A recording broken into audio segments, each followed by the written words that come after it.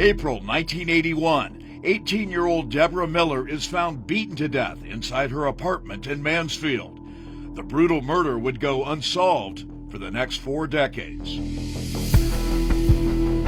But in 2021, DNA testing established a link between evidence at the scene and James Van Est, who had been a then 25-year-old neighbor of Deborah Miller. Mansfield police detectives showed up at the Van Est home in Canton and questioned the now 65-year-old.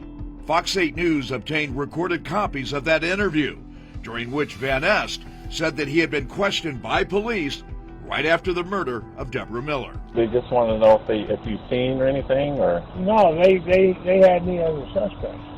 Why is that? I don't know. In 1981, James Van Est denied that he knew Deborah Miller, but during the 2021 interview, he told detectives that he met the victim after chasing away a man who was trying to break into her apartment. She answered the door, and I told her about the guy, and she said she hadn't seen anybody, she didn't know anything about it, but she was appreciative. James Van Est told detectives that during the early morning hours of the day Deborah Miller was murdered, he came home drunk and knocked on her door. He claimed that she invited him in and that they were intimate. He said it was consensual and that Deborah Miller was fine when he left. I got sick and I went to my apartment. You get sick in her apartment or yours? I got sick in her apartment. Van Est said that when he saw police at the crime scene later that day, he decided to deny having any contact with Deborah Miller. This was the night before I was with her and I didn't want them pulling me into it.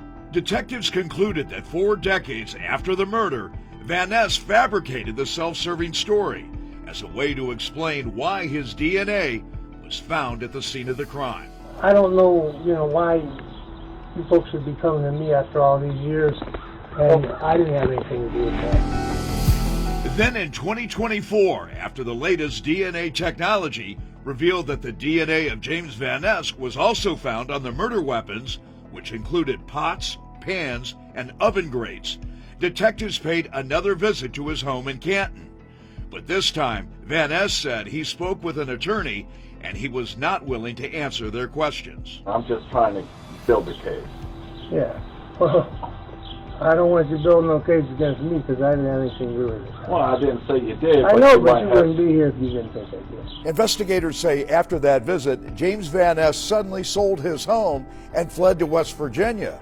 But he was later arrested on federal weapons charges, and after jumping bond, came back to Northeast Ohio, where his flight to avoid justice would end in a violent confrontation.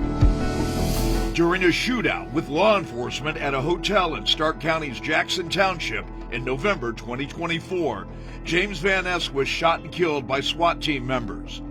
Investigators believe the 68-year-old Van Est knew that his dark secret had been exposed by modern technology and that they were planning to charge him with the murder of Deborah Miller 43 years after the crime. Jack Shea, Fox 8 News in Mansfield.